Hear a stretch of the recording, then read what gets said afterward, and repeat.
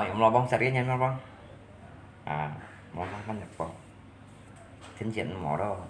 Tadi nhưng cái cầm berani ini nyicuk keberatan pun tak pelak silito. Nyukup cara aja gitu. Ya. Ngalaman ini media. Ngắt chỉ là mà tuy nhiên trong thải trai á. Bởi chỉ tung chỉ xia á. Các ini kucing tuh kong kucing ya. Yang ini lah. Ya, bukan rumah sakit KS atau Sarawak kucing đi ngaku-ngaku kucing ya. Cái modus như này phiền như nó. Kiểu keberatannya Xiaolingnya atau membongkarnya kayak rahasia, membongkar nih modus tipu ya, ini lapor aja, ini juga keberatan gitu. Ngalaman jalan alianya nggak niat menbaik pakung 4 ya, RT kung ni RW kung gitu, ini alamat Tampalak.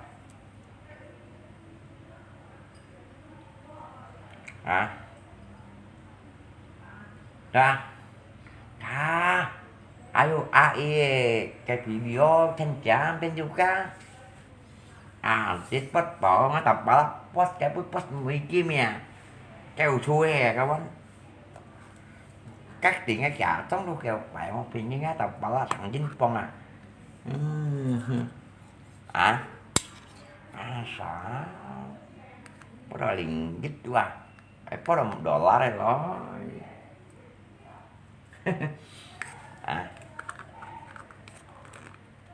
Sao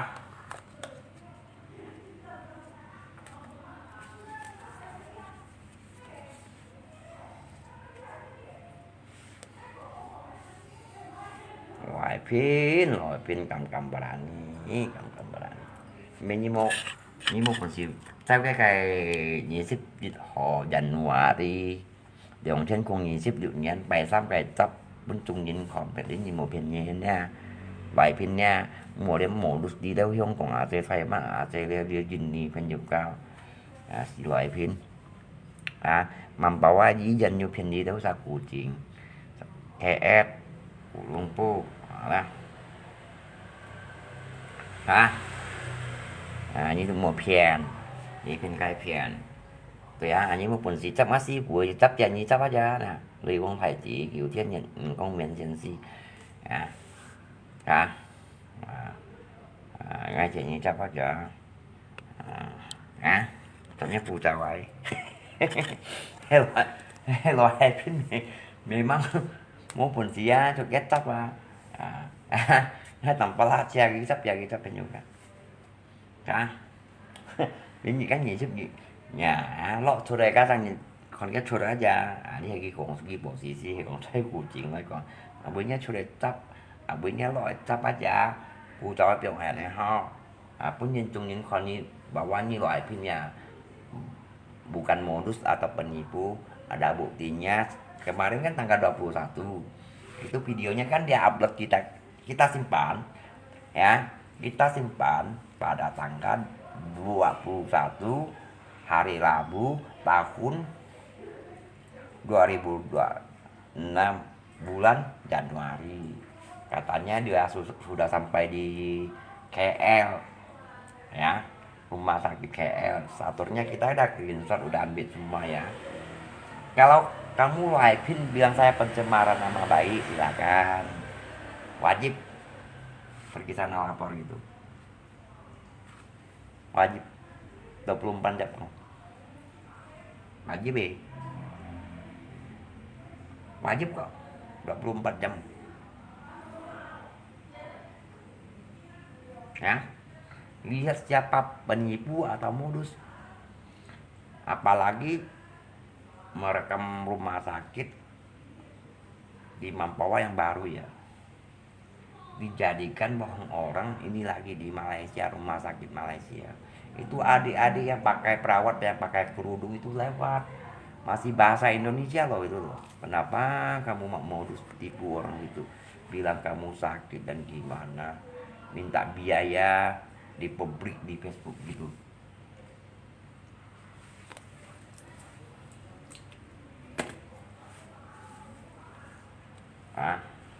Kemarin kamu kan teriak-teriak saya, tipu uang, uang siapa, modus uang siapa, ya.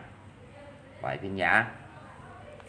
Kemarin kan kamu kan teriak-teriak saya, tipu uang siapa, modus uang siapa, naik level orang gitu teriak-teriak. Datanya masih sini. Makanya saya kesabaran untuk menunggu kamu. Ujung-ujungnya kamu perlakukan pembohongan di publik udah dapat. Katanya stroke, mau ke Malaysia berobat. Ujung-ujungnya itu tempat rumah sakit RS Mampawa Rubini, ya. Kamu bohong teman-teman, ini lagi berada di Malaysia kucing. Lain kamu berani, hei penipu, kencot.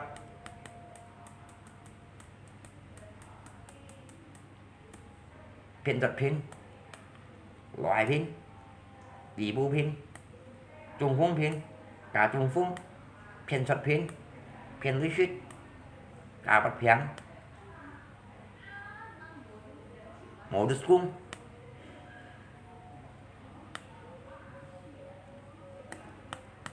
Ini keberatan contohnya kongennya. Teman ini kamu sudah hanya coba video ini kamu live live pun chung nhìn con aja.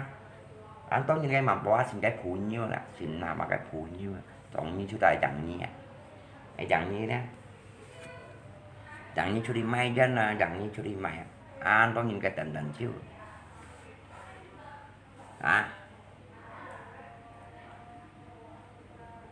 như hàng bi còn những cái nhập nhì đi vậy biển cam còn những tiếng ba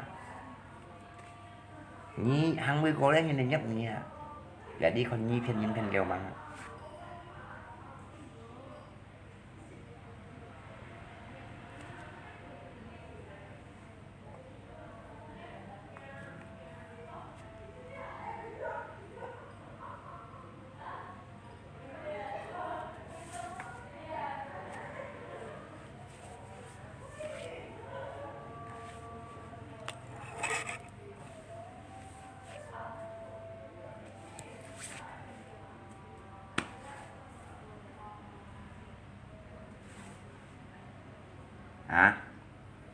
cari uang konyen cari yang halal aja kan juga cari uang halal aja ngapain bilang kita sakit ini sakit mau ke Malaysia berangkat ke Malaysia galang dana di publik di Facebook gitu loh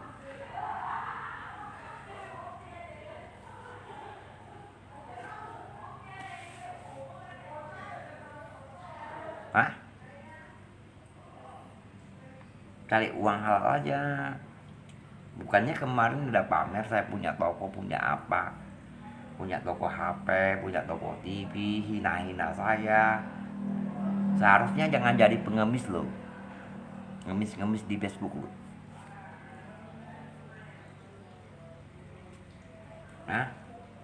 Bukannya kamu pernah hina saya, tanya saya mau duit apa enggak, kenapa kamu jadi pengemis, ngapa sakit hati, gọi bên thùng xí mà ngay làm balang yang mentah ini kong dia antoli kok sih dia mainin kemarin dia bilang buka toko TV toko HP malahan ngemis kalau saya orang kaya ya punya toko jual satu aja biar biaya rumah sakit kita jadikan biaya nggak perlu ngemis minta sana sini.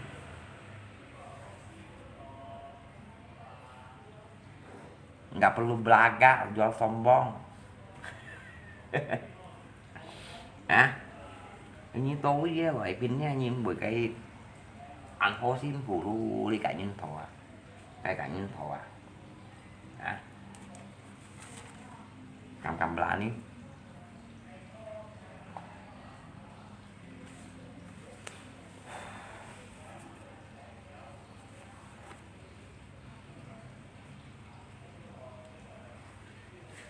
mua xỉ chế nhá phiền gì luôn à cái gì đó chả vẫn ghi dùng dạ đặng vẫn ghi xong rồi luôn à cái chả theo cái luôn à cái đó bên dù cái của tiền siêu đi đi cái luôn chả ghi chẳng dùng bộ có aplikasi AI kan lo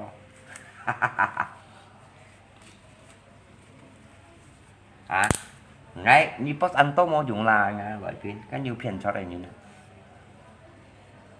cái gì dân nó cho như cầm phiền là phiền đây phiền đéo lưu suy thì như này à nó mầm bảo ai dân nó cho như phiền cho phiền đi đâu là trẻ cho ông còn lại nha cái lưu suy thì như này tại vậy cô nha nè cái tuột bả tai rồi mà cái này cái cầm đạn thực với nhau ra khỏi nó lên cái gì dân này nhận của chị nghe cầm cách phụ tao bảo bên như ta phải cầm nhận bên như đâu trong nhìn còn lắp chụp lo ngay thay cụ chuyện gì chàn những cái cụ trâu ngay loại bên cầm ra này cái miệng và đi những cái lọ đồ nhau là lẽ mong vuốt cá quan như vậy phía này mầm bảo qua đi dần như phiền này phiền ca loại phiền như fit tóc thì như vậy trung tạo như là loại phiền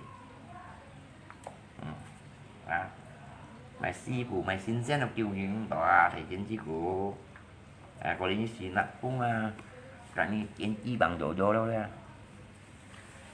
như từ một giải giống như nè như bài của thì số này bài như nè như bây khai không bài khi này nhỉ ngay tầm bảo một khác bài phim nga cái một khác ngày mi cô như bạn cũng mẹ mà như tôi mày còn ngày sau cầu nga cái gì của ngày mi bài thải bạc cũng ngày mi chạy bài chúng giống bạc cũng có dân trong mèo một khác thì nga khác thì nga cái gì của như tôi mày còn ngày sau cầu như một giải giống như nè như cậu bài không chứ nè như chỉ là không à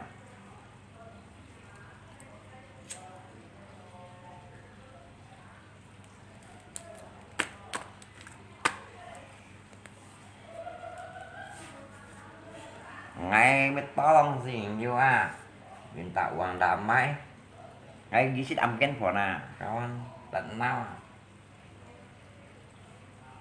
anh chứ anh nhiều bóng này có anh nhiều bóng này còn phải anh nhiều bóng lót cái lò mây cánh tủ đó lò mây xe cánh tủ đó anh nhiều bóng tôi mua lò mây cô phải như em nhắn gì chắc với gan post gì post cả nhiều bóng lại bên thạch post anh nhiều bóng post gì ngay cứ post anh nhiều bóng post anh nhiều bóng ra bị theo mắt này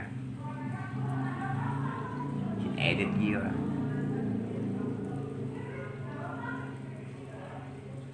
kasih mau si Jin Doris Bianto jika am si Hanai kamu si Jin căng chàng những chuyện chàng nhìn nào sao nè ha căng chàng nhìn được cái này cũng chàng nhìn nè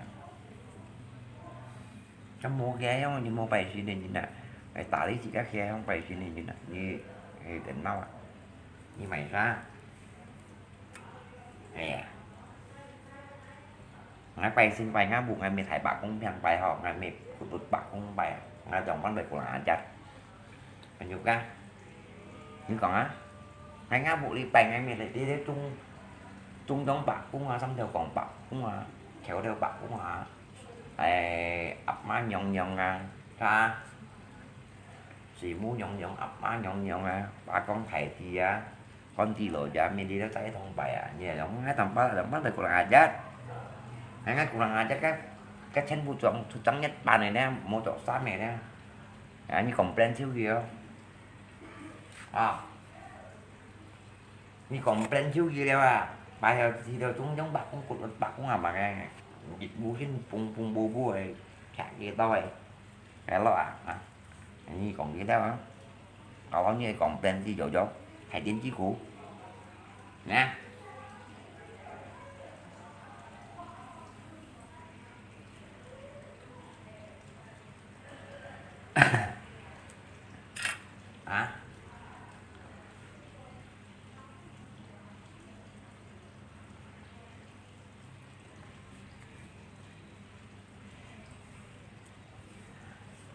nghe đây một bài suy này nha kỹ là pin rồi này pin rồi các bài thì gì vậy chỉ bay thì đấy bay nhá chào oi nhìn có gì chỗ sao bay nhá ba nhà mẹ bay nhá cũng nhá khó cái nhìn có gì chỗ sao lên hay nhân một chỗ à hả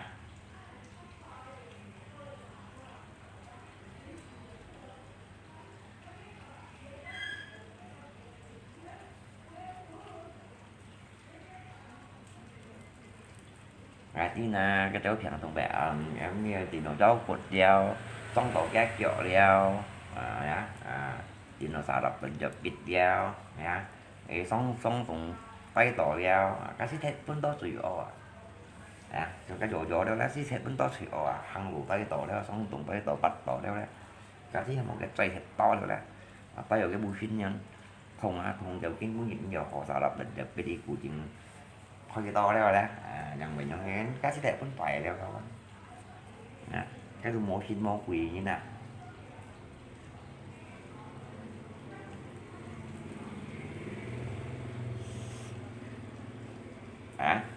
apalagi sunat pun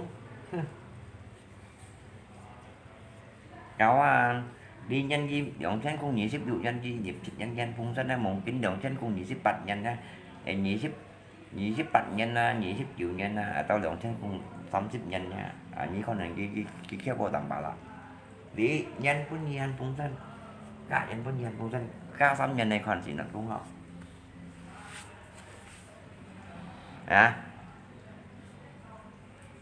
cao xăm nhân này còn là gì nữa không sau như loại pin đó mà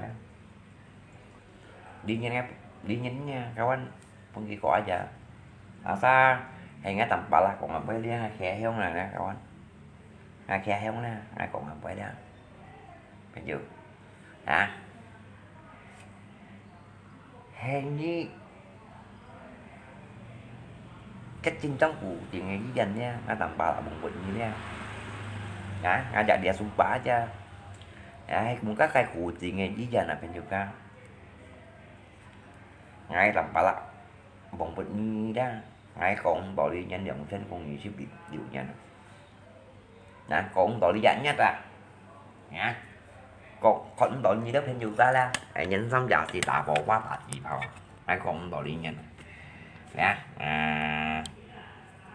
cầm bờ la ní loại pin nhá còn gì đấy khen đi đó chung như nào đó cái lưới xịt ra còn như là của chuyện như chân cái mầm bảo như chân như khen đi đâu nhìn nha như tỷ bú đi đó tung nhìn nha đi mề đi số sẽ tỷ bú đó như loại phim chế độ cao lưới gì pha có gì gọi là nhận tapi dia toàn nhìn nhất gì nhất như mê tiêu nhất thằng thông kiến cá qua đó loại phim đó loại phim nha những cái thằng thông kiến cá chung kiến cá qua đó như cầm chiêu quỷ máu hay ngay tầm pala bồng bệnh như kalau saya fitnah kalau saya fitnah itu bukan rumah sakit kucing atau di Kuala Lumpur ngay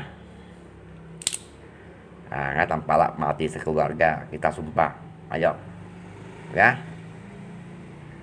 kalau itu memang asli rumah sakit Rugini Mampawa, kamu bohong mereka punya uang modus mereka punya uang, penyakit kamu lahir kamberani makin parah, tidak pernah ada kata sembuh. Baik lahir baik kita sumpah kita sumpah ini kamu lahir kamu berani enggak kalau saya fitnah kamu, saya tampal fitnah kamu saya mati sekeluarga. Ngay chỉ kêu cá bùa. Tidak bisa lewat Imlek ini. Apa?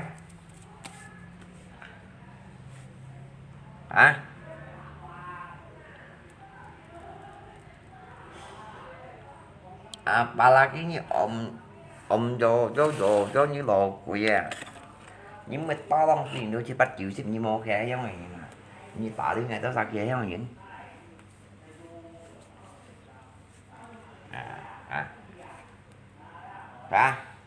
theo biết chiêu quỳ bà ăn Như mô tô thủy như loài pin có 7 căng thế.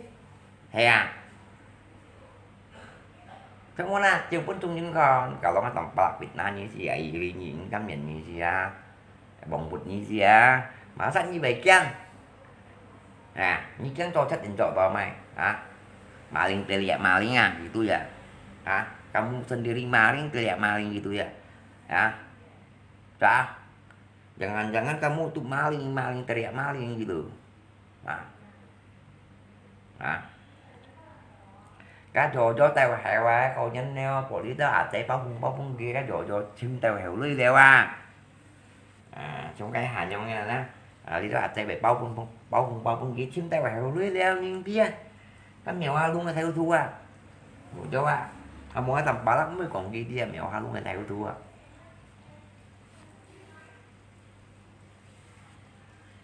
cá trò đồ lặt na còn người khoái theo vậy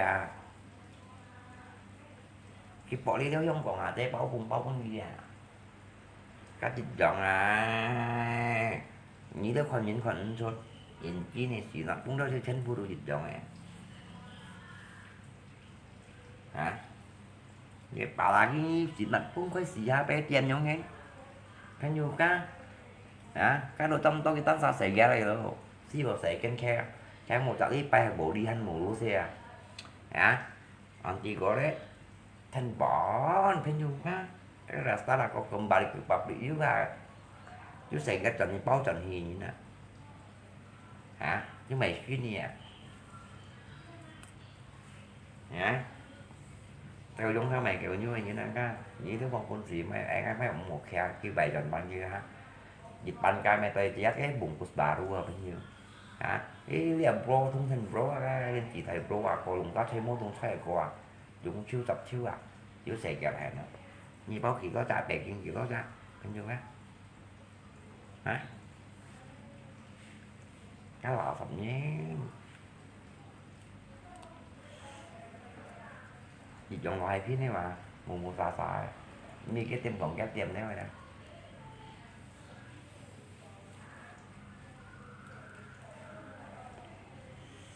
cá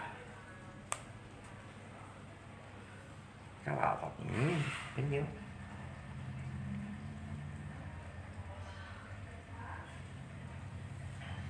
ngang mươi tinggi banyak kawan polisi ya kawan ini senggol ngai sana ini mohon atur ngai kamu tuh siapa jodoh saya mana mau duli bolehkah sembarang atur orang gitu ngai bukan sembahyang di tempat ibadah lain saya sembahyang di rumah saya sembahyang guru saya sembahyang si ibu saya kok kamu yang sakit kamu yang sewot kecuali saya ke tempat ibadah tempat orang lain saya tidak menghargai kurang sopan santun tak memiliki kok sopan santun ini rumah saya ibadah saya tempat saya saya punya hak asasi loh kawan apalagi kamu seorang duduk tidak pernah sembahyang punya tidak pernah pakai garu punya kamu mau sewot saya mau ini bisa dibandingkan sembahyang kuburan ini kuburan kan atau tempat pekong kan ini kan dibandingkan intinya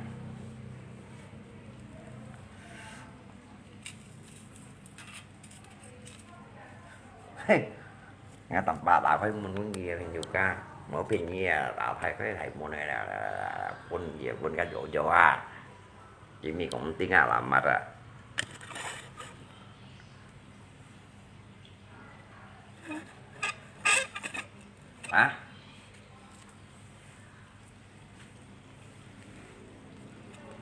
như mô kia chứ mà nhìn còn át rồi nha kiểu nha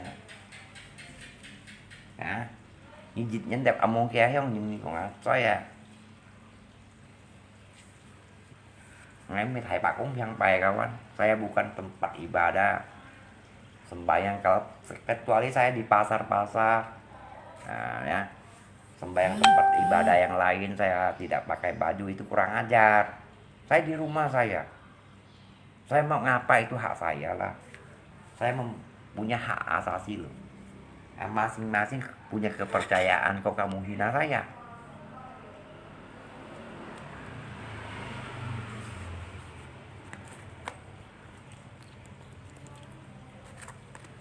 Hả?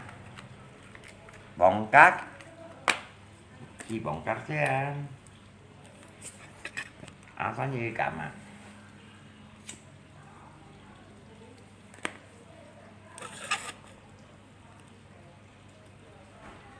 Thì xin vô ngày, xin vô nhiều tao à.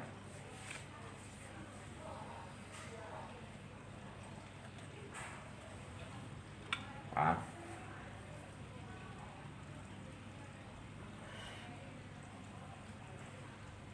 Nhưng mày xa.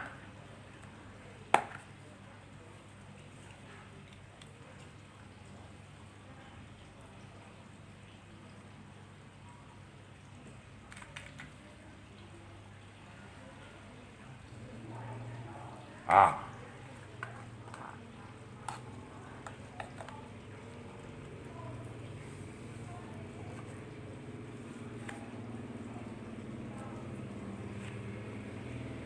Chỗ chỗ được bé gà y như này rồi.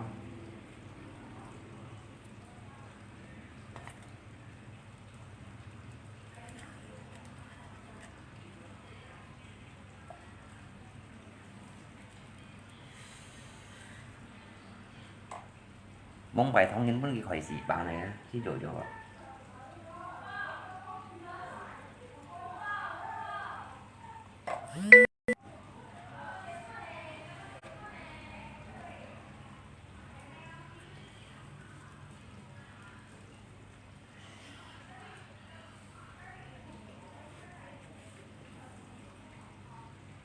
Hả? Thầy muốn tao có cái lo cái nhiều cái. Sài Gòn nè.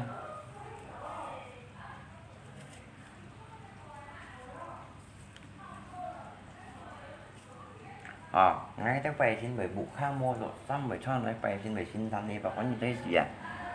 Ngay nhé bạn cũng mèo ai còn à. Ngay nhé xin mèo ai còn các mẹ.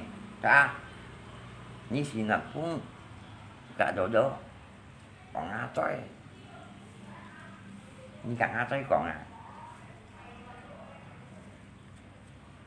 Như thế còn là giật ngay phải xin mua chỗ xong cũng chơi gì ngay nhé bôi phải à. Ngay nhé xin mèo phải như xin thằng này phải à. Cả. Có những gì giống xin như tả đi ngay. Như một gà giống như động ra một gà giống như còn á trời à. À, như mày sao? Như cậu sao à? Hả? Như mình ép xe không nhìn sao này mày? À chút kẹo. Rồi cho. Xin đặt vô. Cái lẹt chu kẹo này.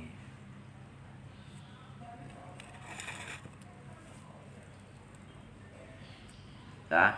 Đấy. Như còn lại cho các mẹ trên bù đây. Cái giá giả thực trắng nhật bàn hàm mà. Mua chỗ xa mẹ. Các mẹ xin của là giật. Dịch men dư phung chang chang. Bu lầm. Hả? Ảo bi cái con dính nhông ảo bi của lực bạc cũng mà lọ chứ mua chỗ xong phải cái mẹ xin của là giật. Như yên chi như vậy cho. Thì đặt không. Có như này cái gì của à. Ra. Như mua khe giống như đồng sao mua khe giống như chứ họ bày thì như nè bày khủy ra chị nhận tâm nha này như nè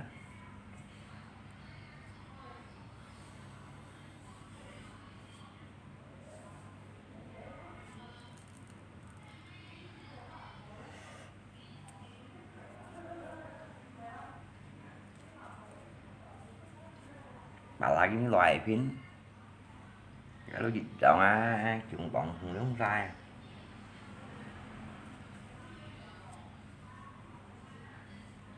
nó mù xà như thế nào như theo cái khác chứ phải cái cả mấy nhiêu cá loài phiến này còn lẽ hay còn như thấy xanh đi như xanh thấy mầm bào nhưng mà cụ chuyện thành đi tới sao lưới như gặp một tôi thằng xì bao nhiêu nhưng mà thấy cụ chuyện gì vậy nè tao mà như bị sẽ không thực giá buộc đi nhất chắc phải nhị xếp việc họ bày xăm việc nhất dừng trên con nhị ví dụ như này nhí đứa cái thổi cái tin biến đó nha chỉ có của chị ngay còn gì mong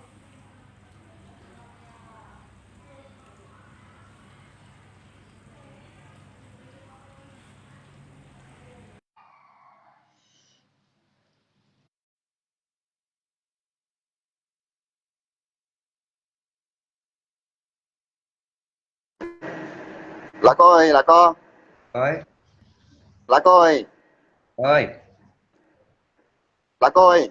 ơi ơi Ngai num pa ganda nyala pala ganda nyala pi hati la. Nga cho lại ờ dân. sao sao sao sao cái gì đó nó sẽ trên nó sẽ trên ấy chú ma chạy ăn với mày nó thấy ít phải trả áo đùm bắn luôn trả đi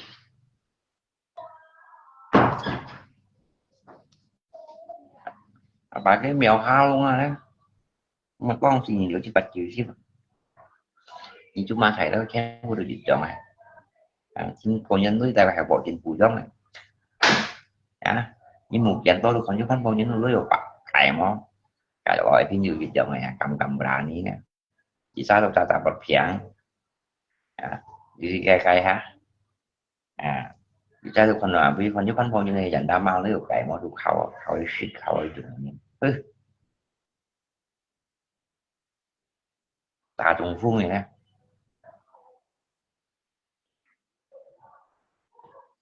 phải phiên một trái phiên cho đó mà sao làm mà các lấy xịn xong quay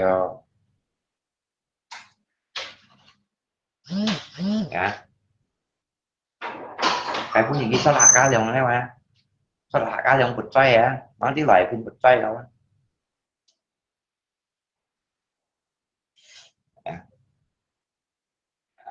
tại sao đi tại sao đi dân nó nói bên dương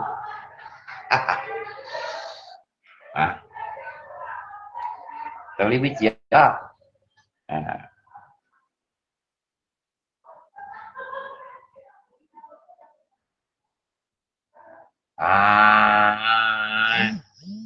sợ Đà Lạt sợ Đà Lạt đi bên đi cùng cùng sợ Đà Lạt gặp như nè chị các phim dùng ca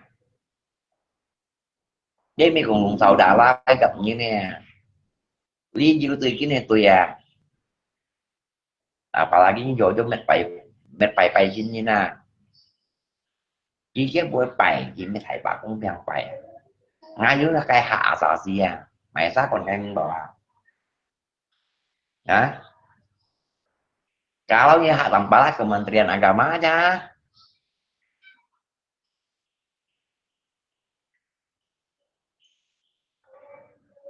à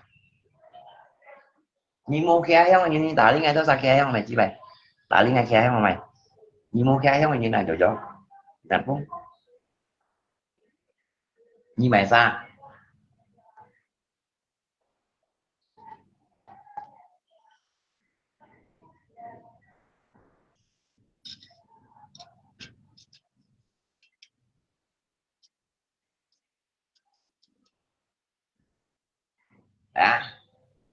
như mày sao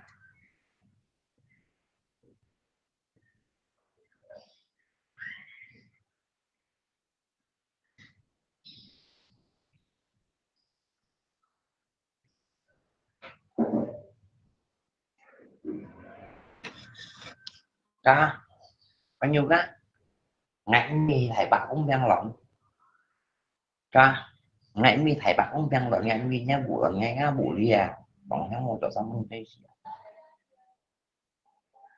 có như mày gì bay bay ngá gì hùa mi bay biệt như nè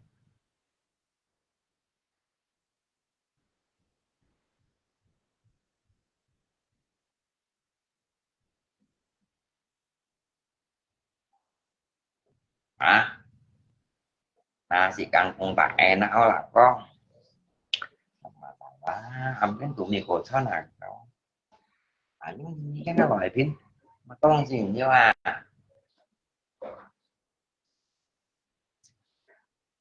cepat masa masa penipu kalian dibela-bela kan Ya, modus kalian di bela-bela. Berarti satu kelompok loh.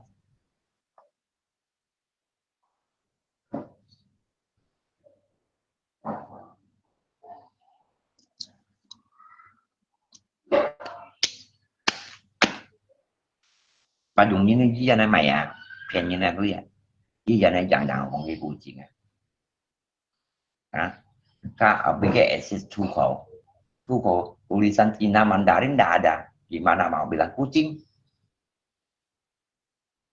hanya tulis keluar eksis gitu aja. Silakan dorong pintunya terus pos dia foto mas ekor ya Hah? Malaysia dia silakan dorong pintunya. Nah, di Malaysia ada nggak? Silakan dorong pintunya. Cái làm tay cũng cái chụp rồi vô cái gì nghĩa là làm tay cạnh hết góc Nah, juga các vùng gini tuh gini là cầm berani loại phim chịu đi một trăm đến mấy lũ đi khai chẳng thùng ấy ta trùng phun cho nó mẹ này phim như đi shit như này lại bên này bên nhưng mà cái tầm là bị đi mà cái tầm là ý lý như gì đâu mà dạ ta tụi mày cha mà đó các bạn đi trả leo nhá hắn hỏi có tụi con gia là hắn đó hỏi cái tuần ai đó thì bà có tiền chưa là có mình nhận nghe nhà tiền chưa là có trả leo nhà má cái khác tụi này hàng ngày các bạn nhưng mình bật bắt cái tuần như nó đi trả để là có tiền chưa là có để là có mình nhận nghe nhà giống ngàn tầm ba lắm cái đất cha lại biến tiền chưa là có ngay cạnh cầu chợ mình như bên ngay thế nào là có còn ở Trung Quốc như nào trên cho Trung Quốc như nào nó bạc bao nhiêu của Trung Quốc thì ba đây một hai tuổi cao cái này nhớ nào để là có gì ra cái tuổi anh với là có tiền chưa là có mình nhận huy là tiền chưa tao quá chi nàyจะไปจงโป้งนี่เป็นเพี้ยนอะไรจริงจงโป้งอย่างเงี้ยพอเราเนี่ยcái trai giúp vậy cái chuyện giúp vậy ban chân mỏ còn nó ở cái giá tạo cái khác sẽ thông kia cái giá tạo jung phung cái giá tạo ngàn ngàn tăng thì hay bát cái chăng nó ủi cái luôn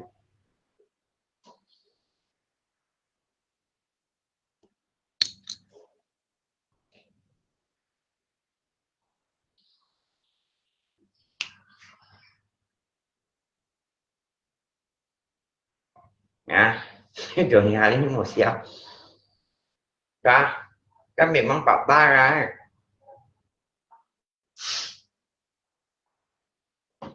cái kênh của chuyện với gia nói đi hả cái kênh hả cái này của chuyện với gia nói trong mặt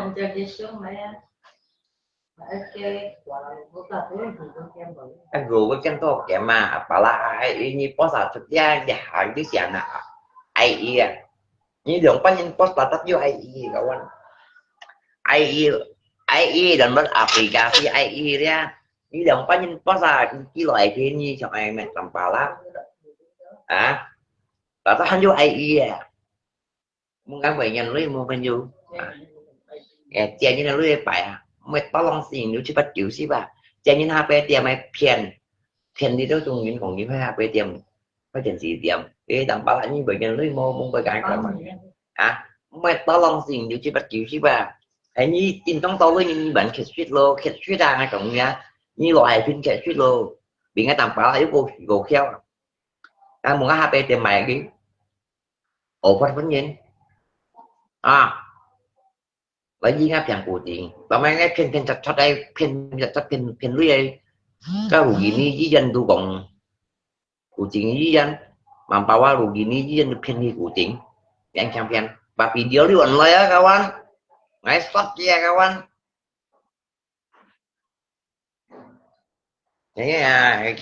cái thằng bạc là gì đó các bạn ngay khi một cái dàn con cái khách ai gọi nó cái nó tầm bạc nó bị tài hay không nữa không cái bọn nó bị mắc nha jadi kan yang cuma cái chỗ đó ở ngoài ra cái không bật mỏ ra cái kèm ăn cái mỏng về cho ăn cái xin gì vậy ở ngoài cái cả cái ngàn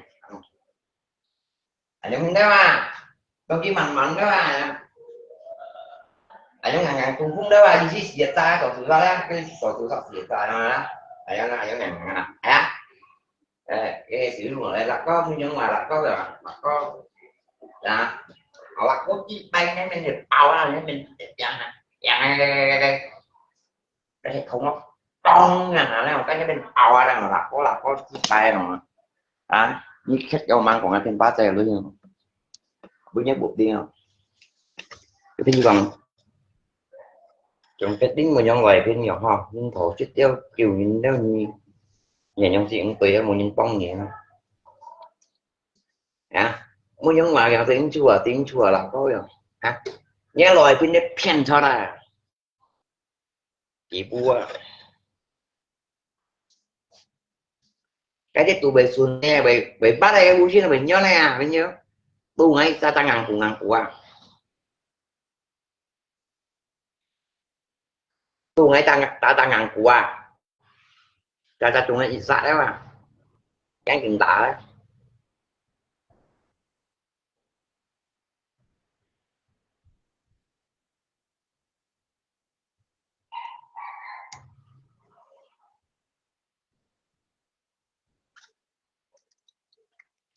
kalau tahu dia pura-pura harus jangan kasih salam nó không biết như cái người này là bạn không nhìn mình chỉ có thông tin theo đúng người này những tâm giả gì không gì còn nhận ai không gì lại còn nhận ai không biết nhiều cái mình phải được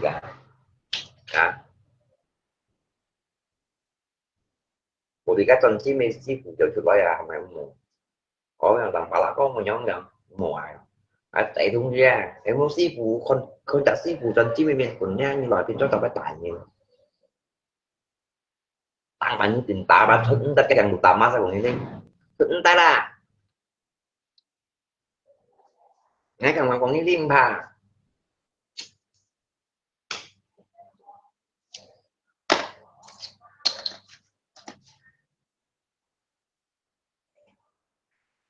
lại bên nha ngay cả mà còn đi liêm bà như cái chuyện cái gần tụ tầm mà sao như tao với con là quả lá có gì không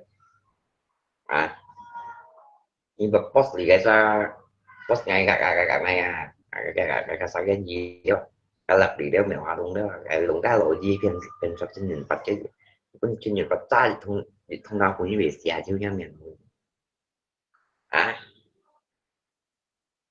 như đầu với con bánh chén mò chưa ra nhưng tại cần trụ gì nó lan lại nha anh thầy lùa lan lại nha anh lọt xíu gì lùa chúng ta biết chết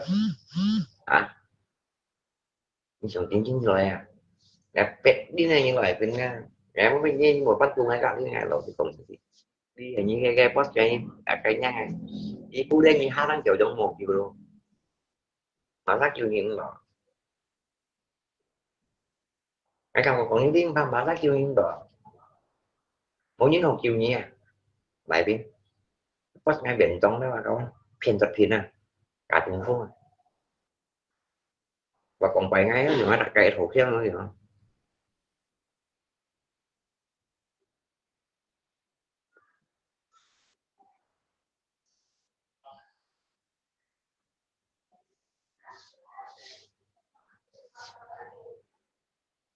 main bukan makan nasi kangkung xin bao bao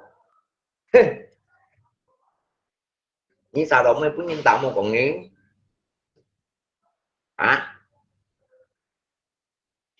cho như sao đó mới punya tạo một còn như nào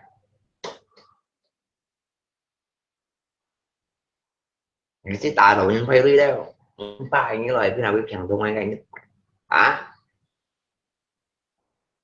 như tại tao kiểm tra lại tại cái mình cho này cái như cái sao phải gì hạ đâu nó cũng ba đâu chéo đâu ba nhá cho lấy biết theo nó cái như tạ gì mà mình cái ngày mới kiểm tra xong dạ theo nó cũng ba theo đấy mà đó nhá cho lấy bay bài phim hết theo tuần này gì mà mình tuần nhé theo tuần này kia in trong nhiều tờ nào thông thì một thông mà mình các chính trong thải Trung Quốc nó giả mắt cái tuần này mà mình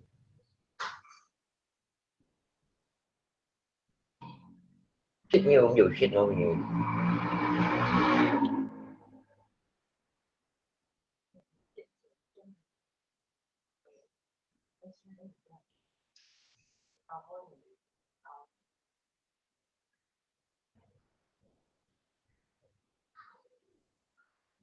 nha mắt có cái bền trống là các bạn bà còn hung quay nhà xa xa nặng nặng à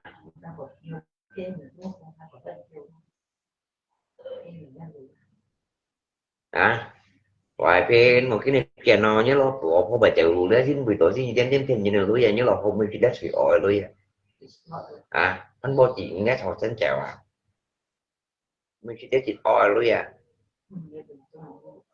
mà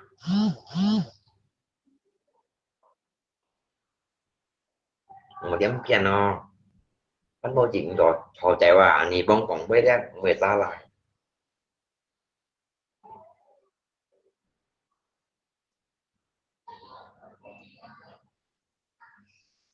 à đi còn chơi còn chơi à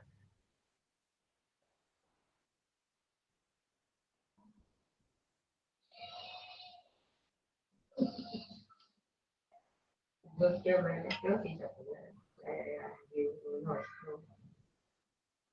cũng phải có cái sự về bản thân đây con chả con phụ như này cái lúc nó coi cho cái người đến cái có vui cái mà cuộc chiến gì trên đi xe cái gì là cảnh đó đó những trò trò đấy là nhưng mà bài phim này nhìn lại đấy những bài phim như còn ai của là chắc à à có những cái gì ngay ngã bộ khác đi bài ngã si của ngày mình thải bạc cũng bằng bài ngày mình nhầm kín thông bài ngày mình xong trình tông à tao bài bài của là chắc như chỗ còn ai chơi à có quỷ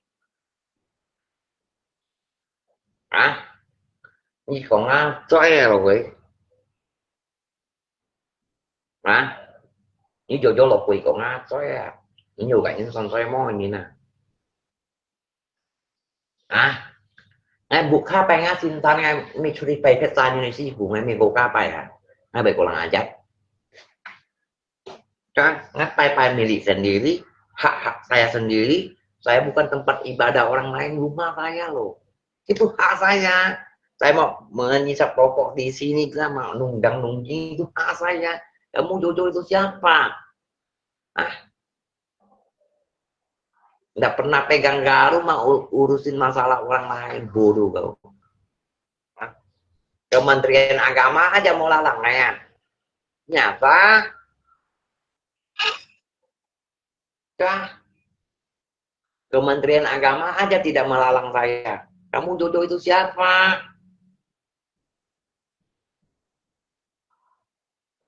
Kamu mana?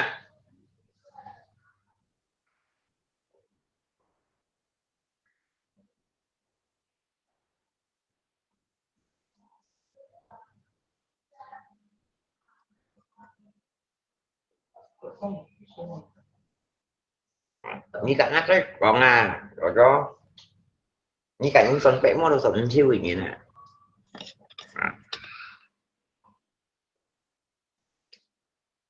Chồng cái đi bắt em mổ được nha, cầm cầm và làm đi nha, xì bộ tạ luôn nha. Thì chọn cái nhiều ca, hi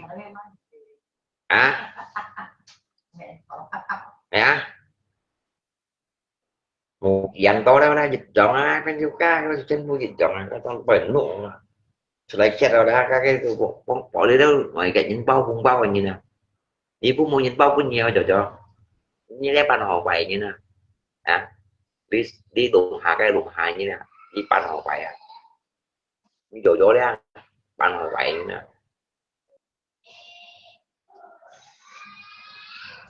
phải xin sudah đi ban họ vậy cái ban họ vậy như nào cho apalagi ini sinat pun ini banyak cũng nghe phôi dừng có chỗ sao nhà ba bà tội gì đây như mấy bay như sinh thành à như lấy bay ngã sinh thành nó có hiểu gì nha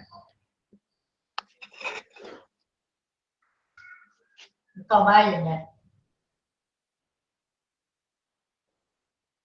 à Cái tai nhiều mấy xanh nhiều đó.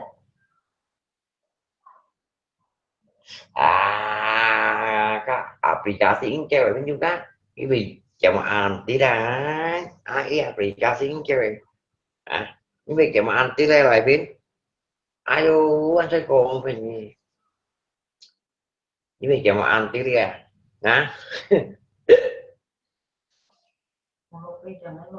hả bún bơi jangan lo hangan lo ngay loại phim tèo luôn nhỏ nào nè kèm lại bạn lo itu baru các trong xin như loại phim của chị Malaysia jika sampai paspor maupun visa pun jika kau nak lok sore dan juga kan membawa juga pian syiro thôi có như pian máy tính luôn mà chỉ bài như một tính luôn phải biết nó buộc hai với mà vô tính luôn mà chơi như một tính luôn ở đây làm bảo là một cái điện cả tính luôn dùng tội là không mới eo đi như pian này coi nha nè máy nhanh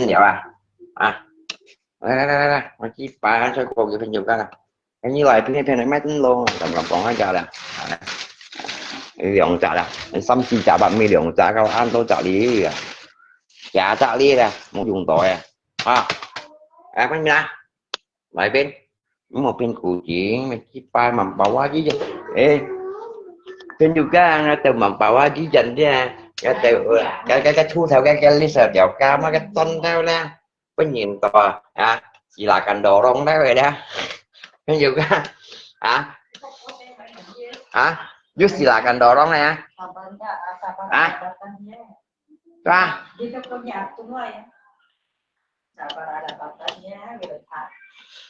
Ngay tanpa lah mau dùng siluman này nghe dan juga ngay bay esot như loài pin ngay langsung talang này bên thải ra kepala ngay esot như loài pin ngay langsung talang kok ngapain dùng siluman mình jentel lagi nah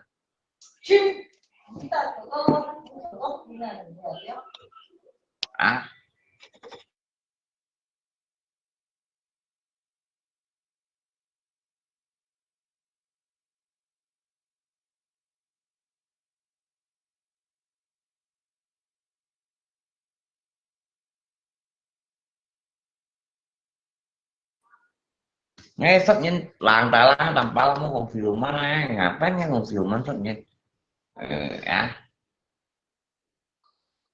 ngay trong mèo lúng trội xíu cái chi cái phụ ngay rồi còn ngay tôi nhìn ngay tôi quay không mà ngay tầm bùa cũng tỏi nó mèo luôn mà như này mình chỉ họ tung mà đó thấy bánh này quay mà thấy bánh quay mà đó với mèo luôn những này mình chỉ phải thấy bánh tôi quay mà cái bị sùng nhiều nha bảy chứ cũng tung nhiều nó bên chỉ kiểu mà đâu những bể ra chỉ cần bộ tuổi có siêu có nhìn con của điểm về cả những này này chỉ thổi thấy con chúng nhớ nhau người nào kiểu mà luôn vậy đi như ship gì hồ mẹ trai như trình phụ lý xa thiếu nghĩ không rõ lý xịt thiếu như chủ đề xe bỏ trình phụ văn phân nhà không bỏ này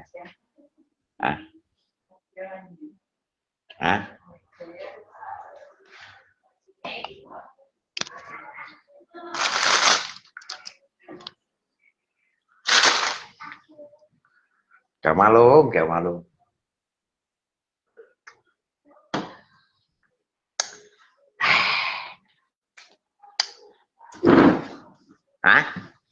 hết to lòng xin nhiều na loại phim cho ngay cho như mình phim dùng TV cầm brand vậy khai khu cho tôi muốn phần gì muốn nhìn còn nó bên nhà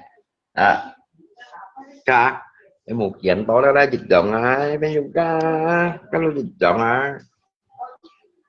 sau đấy chết cái con đi đâu mấy con bị con đi với con trai cùng mấy to lòng tìm như cái chân nuôi mù xài như ăn mù xài trên thật sao đây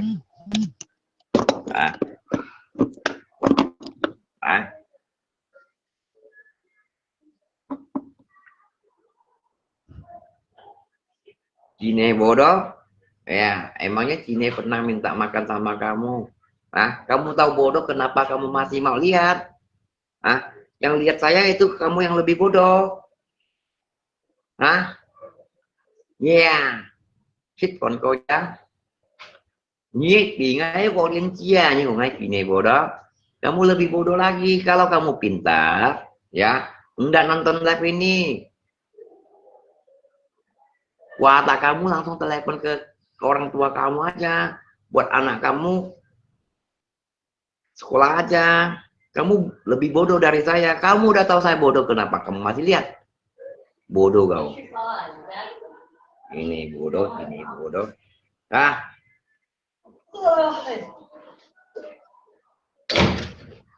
bác. Anh gần là thải tầm ba kau. Bilang sini bodoh ah. Ini mày lah.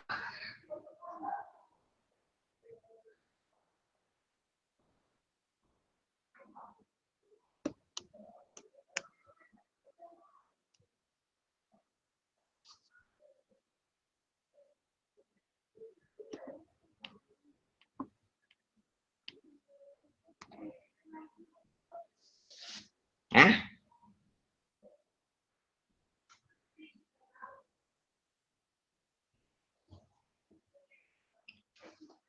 Như chưa tôi á.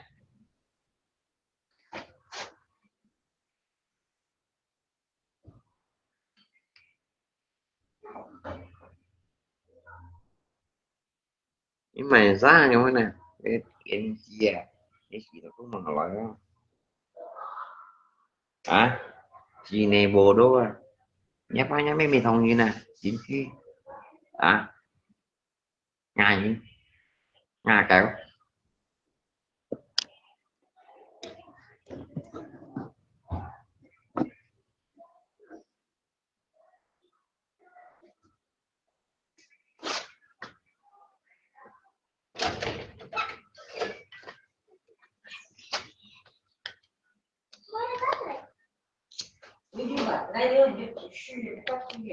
Cái gì đông như nào? Cái gì đông như nào? Ya, PKI à. Không chỉ theo vậy à. Chúng ta chỗ cho đi con chỉ là không có thân của PKI kawan. Bông bày xí cái không những nha quy phải chỉ bạn này.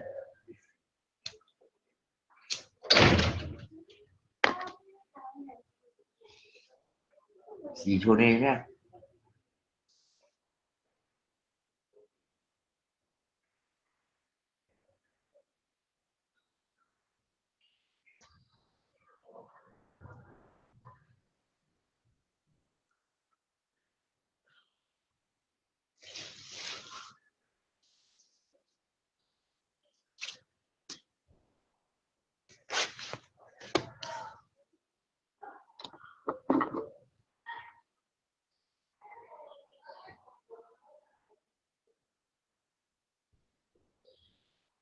Ini xí nặng cũng nếu mà to lòng gì nữa bật điều xí bà.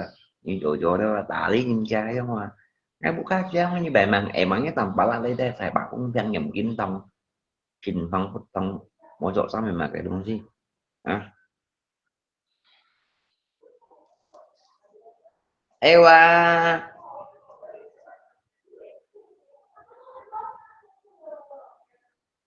Một kiện con chiêu em mày hiểu.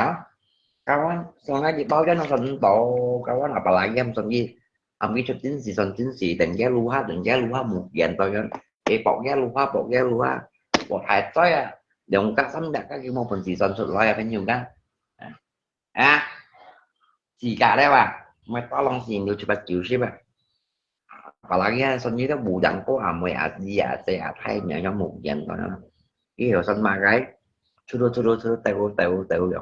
tahu. Oh yes, oh no gì xin chẳng nè. Oh là lá nhỏ nè nè. Một trận to cho mà chạy. Như cả hôn mình ra kẹo na hôn mình à. Hôn mình nhưng mà ra ở su cắt à. Anh nhiều công si cổ nhân tèo. Cô lô nhân giá ăn dữ thao. Chung thì chỉ mới tận lời bụng khá liều.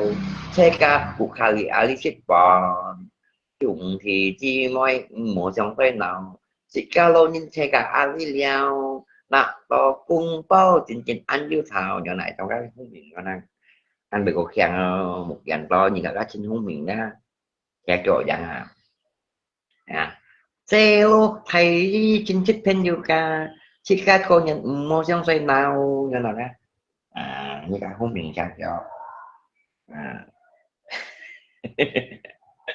cô nhân ăn yêu thảo chính thức chi mới ăn đồ ali liao ba me ngày đã chúc phụ nhị phiệt on sơn li biến tô kiên ha cô nhân cái nhị chi ăn tô chính thức pen như lai teo li ngày trình hung nguyên cả như con chung hi nhị ăn theo đó thì nó cũng nghe như cả cô miệng cha kêu chỗ đâu ra là như cầm cầm đàn như đó kêu à, pakai baju kan kali kan kali ya kawan cuma pakai baju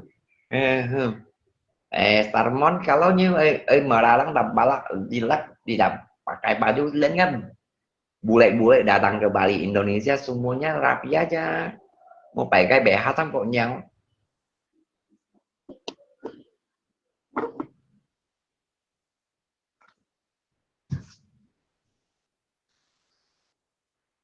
mày ơi tỉnh chùa ngày mình đi chùa như nó ngày mau cầu thuốc mau mẹ thôi pakai guru ya saya anti narkoba ya karantina kalau kamu mau jual jual sendiri aja jangan ngajak saya kalau kamu mau jual sendiri aja maaf saya bukan orang kayak gini kalau kamu mau mati mati sendiri jangan ngajak saya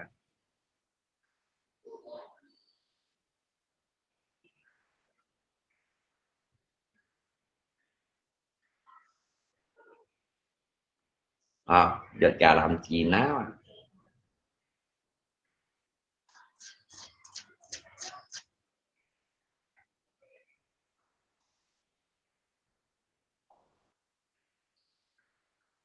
Giật garam Cina mendingkan kita dari pengamis di jalanan minta sana sini. Kan ngomong jujur ya kawan. Dari pemulung aja tarik sampah, kantong plastik dan gimana pun kardus-kardus ceplek-ceplek.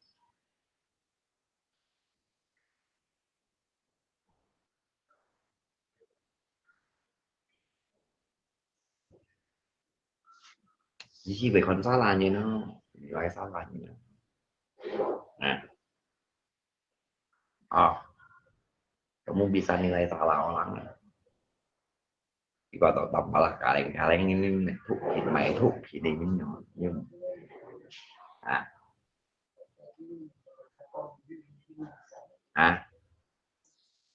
vậy jangan như mày như tao ra mày ra như một cái trả tiền chùa à,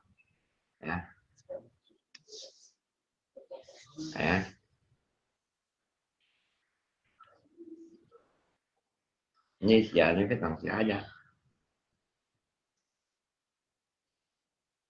như mày như tao ra mày kawan nggak cocok sama berteman bisnis kayak gini Tinsu ya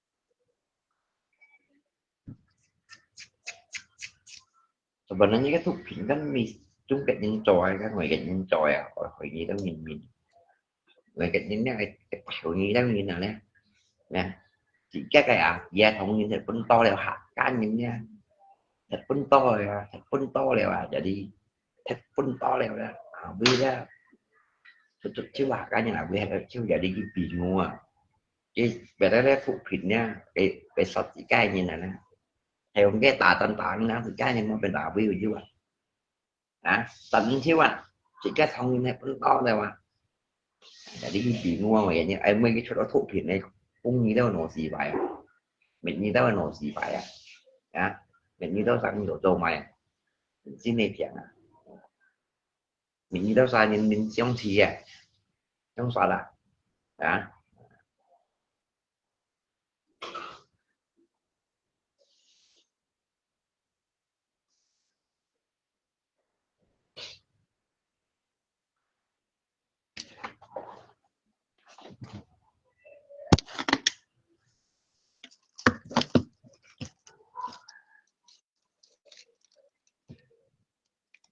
Cầm berani, cầm berani.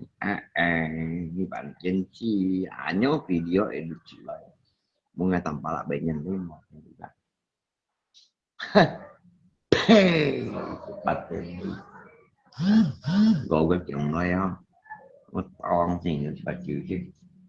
Những mèo hoa lông đeo ra. Chỉ đang xa khoai mèo lông mà tên tính sẽ nhìn khoai ở chịu đi. Trong ai con như tính sẽ nhìn khoai thì ya. Một tính sẽ nhìn mới chỉ đi khoai cái khoai là như vì cái tao giúp qua khoai à. Như đang xa tôi phải phụ tuổi bố sẽ về phụ thực hiện như nào không? Tao lý với chiếu với nhau ra. Tao không dám lạc cả nó không còn ạ.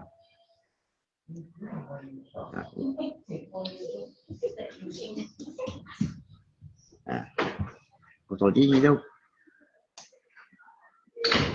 Không như tao cầm chẳng một cái nào. Tổ chức gì đâu. Nó cho sọ xỉu nó như sọ ra đó sọ xỉu. Hạ cột. Không có dám lạc cả đâu không? Sao? Của Dung. Thì you khuấy cái invoice con sao tôi hiểu you tôi.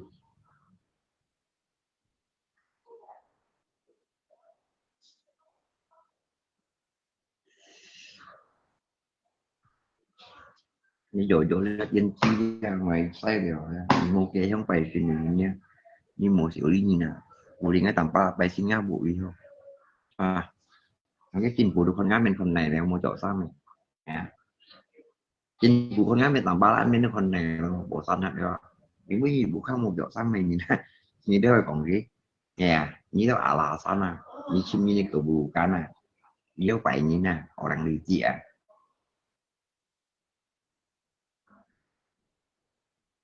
Đó, đã được xích vào bộ không một chỗ sao mày như nào? Và là khi mua khé không như cái là bạn hay còn những như bằng rồi giống mày mày bằng cách còn những như thành phố như mày chỉ phải mày ngập mày bằng cách như bị đắng hay mày em nhớ bị đắng em hả như biểu bị đắng em nhá như bị đắng hay mặt ra thì thành phố như bị đắng hay mặt ra như tự nhiên như bị đắng nhà apa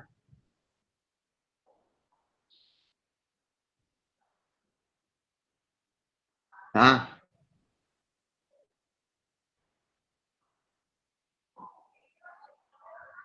sama như punya konanya SKA ini sinat bunga ini jojo boleh nggak tunjukkan surat anggota kamu nah ini lalang tambah boleh nggak tunjukkan buat saya lihat aku nggak kurang ajar boleh nggak tunjukin buat saya lihat Sinat pun sama Jojo mana surat anggota kamu SKA kamu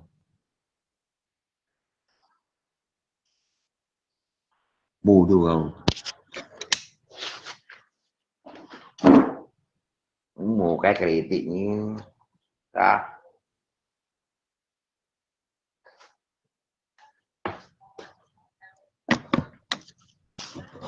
như mày phá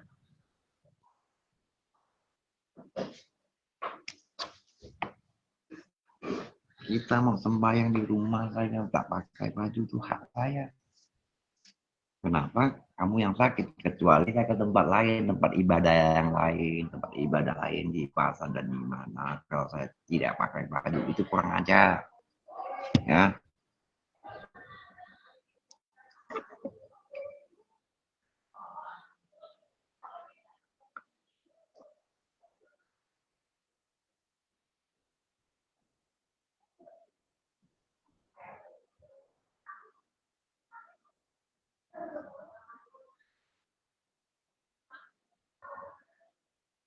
lẹ.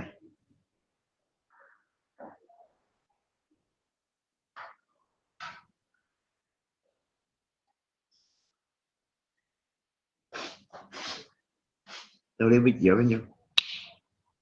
Được rồi.